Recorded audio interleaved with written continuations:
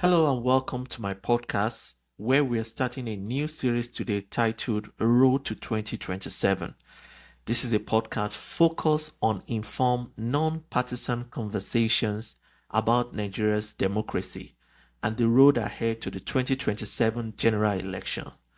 This podcast is not about telling anyone who to support or oppose. It's about understanding how our electoral process works, learning from recent history, and helping Nigerians, both home and abroad, prepare as informed citizens. In this first episode, we're looking back at the 2023 general election, not to reopen old arguments and not to debate winners or losers, but to reflect on one important question. What lessons should Nigerians not forget as we move toward 2027 general elections? Elections do not end when results are announced. The 2023 election came with high expectations, strong emotions, and significant public engagement, especially among young Nigerians, myself included. Understanding what happened beyond social media narratives and headline is essential if 2027 is to be better than what came before it. Lesson 1: Expectations versus reality. One of the clearest lessons from the 2023 election was the gap between the public expectations and institutional realities. Many Nigerians believe that new electoral laws, new technology, and new political actors would immediately produce dramatic change. But 2023 reminded us that institutions do not transform overnight. Elections in Nigeria involve multiple institutions, each with specific rules and limitations. The Independent National Electoral Commission (INEC) manages voter registrations, logistics, and results, but its effectiveness depends on funding, legal framework, and staffing, and security conditions. Security agencies are responsible for maintaining a safe voting environment. The judiciary interprets electoral laws and resolve disputes after elections. Political parties handle candidate selection and internal processes which directly affect the quality of the general election. The media, both traditional and digital, shapes the public perception and trust through information and analysis. What 2023 showed us is that improving election requires progress across all these institutions. No single reform, technology, or personality can compensate for systemic weaknesses. Electoral systems improve through gradual reform, consistent oversight, and sustained civic engagement. As Nigerians prepare for the 2027, the goal is not to lower our expectations, but to align them with reality. Change is cumulative and it depends not only on institutions, but on how consistent citizens engage with them before, during, and after the elections. Lesson 2: Technology is a tool, not a guarantee.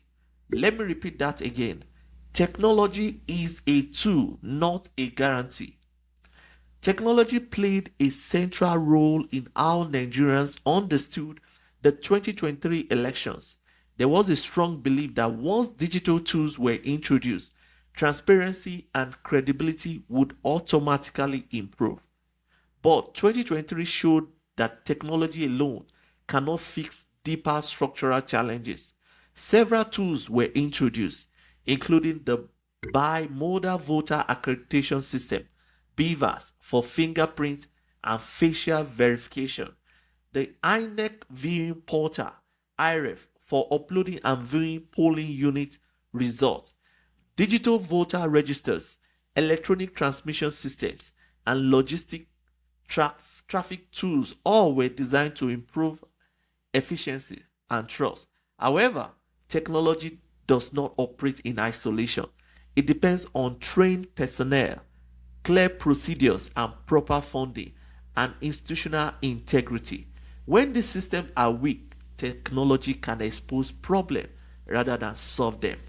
Delays or inconsistencies quickly erode public confidence, not necessarily because the tools are flawed, but because the structures around them are insufficient.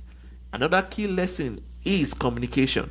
Citizens must understand what technology can do, what it cannot do, and how it fits into the broader electoral process. Nigerians look toward 2027. Technology should be seen as a support tool, not a silver bullet. Credible elections would only depend on combinations of effective system, responsible institutions, and active civic engagement, not on technology alone.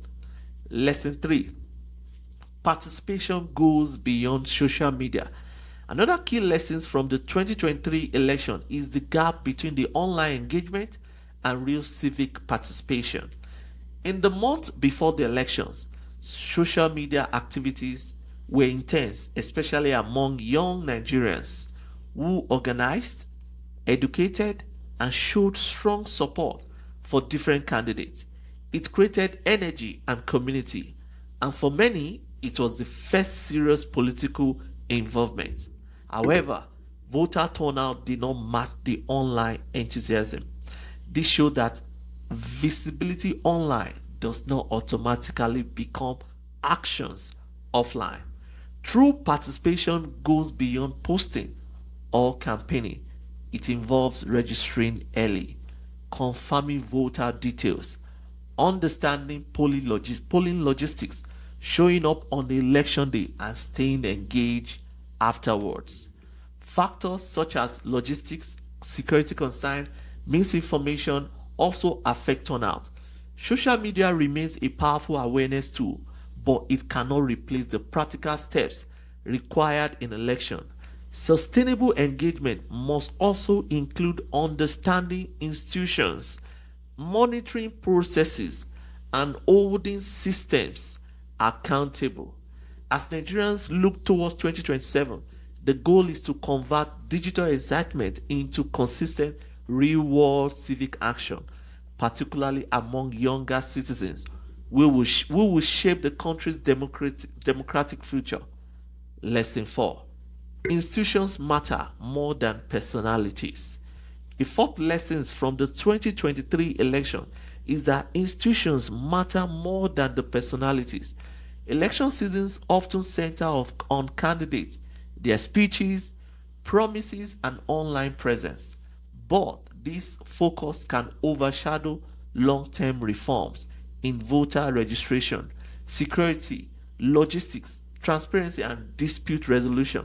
Strong democracies depend on credible institutions, the electoral body that runs the process, security agencies that protect voters, courts that resolve disputes, political parties that follow rules, and the media that informs and hold power accountable.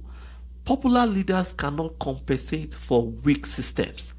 Gaps in procedure will always affect outcome. The 2023 election showed that even promising tools and initiatives only work when supported by trained personnel, clear processes, and oversight. As Nigerians look toward 2027, attention must extend to beyond candidates to the law, systems, reform that sustain credible election. Lasting democracy is built by strengthening institutions today, not only by choosing personalities tomorrow. In my closing remark, what should Nigerians do? Now, preparation for the 2027 general election does not start in 2027. It starts now. It starts with staying informed through credible sources such as mine, understanding how elections actually work, asking better questions, and engaging respectfully in civic discussion. It also means remaining involved beyond election circles, because democracy is a continuous process, not a one-day event. In my upcoming episode, we will be speaking with analysts, journalists, civic society leaders, and informed voices to help Nigerians better understand the road to 2027. Thank you for watching. If you found this episode useful, please consider sharing with someone who cares about Nigerians' future. Thank you. Till we meet again.